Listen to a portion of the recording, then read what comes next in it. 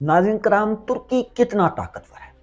इस्लामी दुनिया में कोई एक मुल्क अमरीकी बालादस्ती को चैलेंज करता है तो वो तुर्की है। इसकी एक मिसाल हाल ही में दुनिया ने देखी, जब अमेरिका ने अपना सफारत खाना मकबूजा बैतुल मुकद्दस इसराइल में मुंतकिल करने का इरादा किया, तो उस वक्त तुर्की ने इसराइल से डिप्लोमेटिक रिलेशंस तोड़ लिए थे। तुर्की के पास एटमी हथियार तो नहीं है, लेकिन फिर भी उसका शुमार दुनिया की मजबूत और ताकतवर मुमालिक में होता है। आखिर नाज़रीन कराम, तुर्क कौम की ताकत क्या है और तुर्की कितना ताकतवर है, ये सब कुछ हम जानेंगे आज की इस वीडियो में। अस्सलाम वालेकुम, मैं हूं वासिफ अली और आप देख रहे हैं यूट्यूब चैनल। जिस भी दोस्त ने मेरे चैनल को सब्सक्राइब नहीं किया, उससे गुजारिश है कि वो मेरे चैनल को सब्सक्राइब जरूर करें, ताकि मेरी न्यू आने वाली वीडियो आप तक सबसे पहले पहुंच सके। तो चलिए नाज़रीन कराम, टाइम को वेस्ट किए बगैर इस वीडियो को भी हम स्टार्ट करें।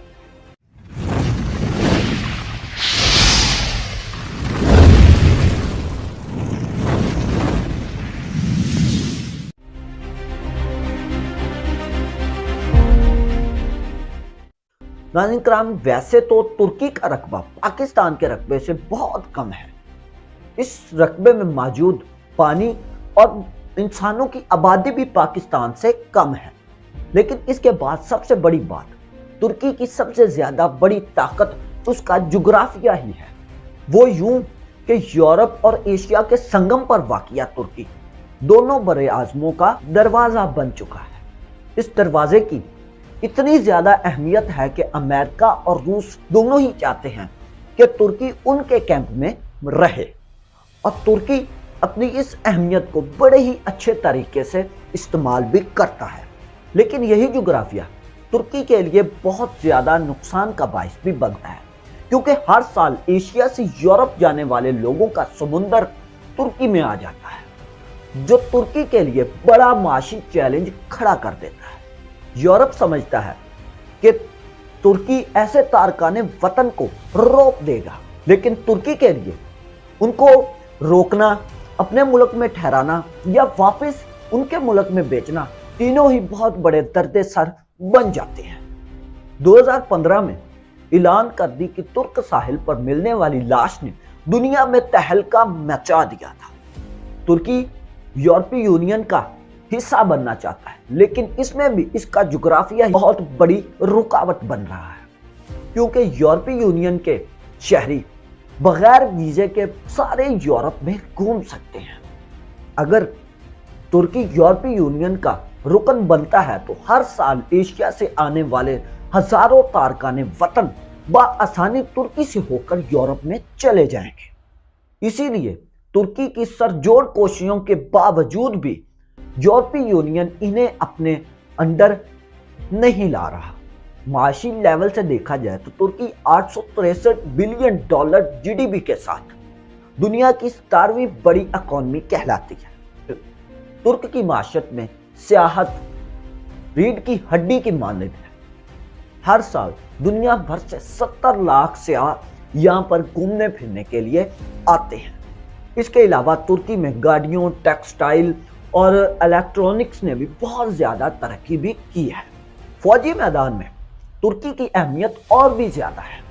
तुर्की दुनिया की 8वीं बड़ी फौजी ताकत मानी जाती है, और जबकि पाकिस्तान 13वीं, भारत 4थी और चीन 3री सबसे बड़ी फौजी ताकत मानी जाती है। टैंकों का रुकन होने की वजह से कोई भी मुल्क तुर्की को बराह रास्त नुकसान नहीं पहुंचा सकता। ऐसा करने की वजह से उन्हें मगरबी फौजी इत्तेहाद नेटो से भी जंग करना होगी। नेटो इत्तेहाद में अमेरिका के बाद सबसे बड़ी फौज तुर्की के पास ही है, जिसकी तादाद 4,10,000 फौजी है।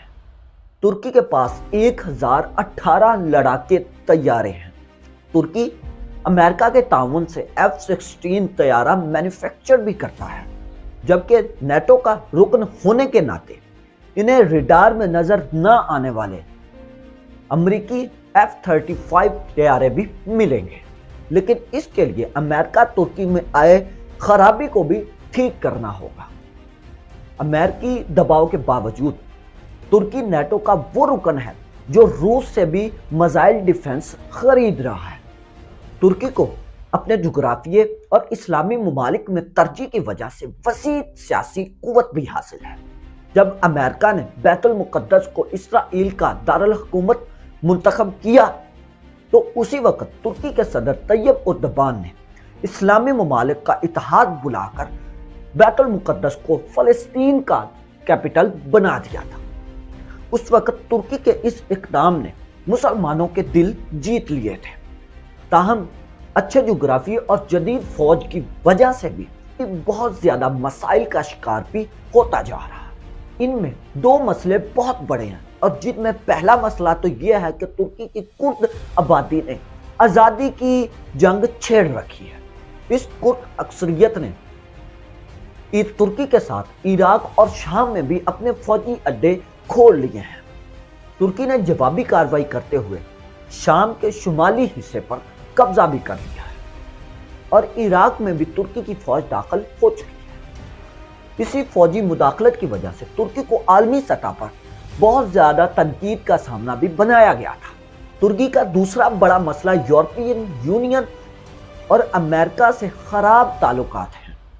یورپین یونین کو کردوں اور سیاسی مخالفوں کے خلاف کارروائیوں سے یورپین یونین کو اعتراضات ہیں، لیکن امریکہ اور ترکی کے اختلافات کی نوعیت زیادہ سنگین ہے۔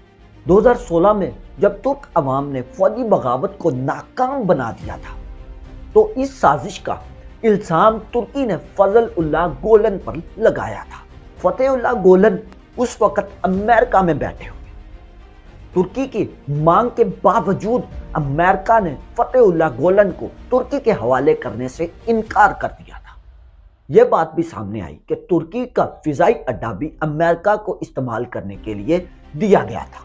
ان وجوہات کے باعث ترکی نے امریکی کیمپ سے ہٹ کر روس کے ساتھ تعلقات بڑھانا شروع کر دیے تھے۔ ان سب مسئلوں کے علاوہ ترکی کا اپنا ہمسایہ یونان کے جزیرے سائپرس پر بھی بہت زیادہ مسائل چل رہے ہیں۔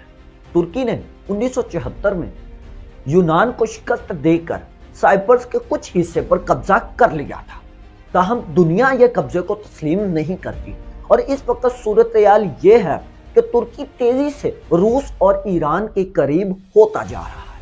پاکستان اور قطر سے بھی ترکی کے بہترین تعلقات ہیں، تاہم شام، عراق اور اسرائیل اور امریکہ سے اس کے تعلقات بہت زیادہ کشیدہ ہو چکے ہیں۔ یوں دیکھا جائے تو ترکی اپنی بہترین جغرافیہ پوزیشن، معاشی ترقی، نیٹو کی رکنیت اور فوجی طاقت کی وجہ سے دنیا کی ایک بڑی طاقت مانی جاتی ہے، تاہم کردوں کی بغاوت اور امریکہ اور یورپ سے مسلسل کشیدہ تعلقات اور ہمسایہ ممالک کے مسلسل بگڑتے تعلقات نے ان کے لیے بہت زیادہ مسائل پیدا کر دیے ہیں۔ ناظرین کرام، آج کی اس ویڈیو میں ہم نے آپ کو اکانومی آف ترکی اور ترکی کتنا پاورفل ہے یہ آپ کو بتایا۔ آپ کو یہ ویڈیو کیسی لگی آپ مجھے کمنٹ سیکشن میں ضرور بتائیے گا، اور ایسی میری نیو ویڈیوز حاصل کرنے کے لیے آپ میرے چینل کو سبسکرائب کرنا نہ بھولیے گا۔ تو ملتے ہیں کسی نیو ویڈیو میں، تب تک کے لیے اپنا اور اپنے چینل کا خیال رکھیے۔ اللہ حافظ۔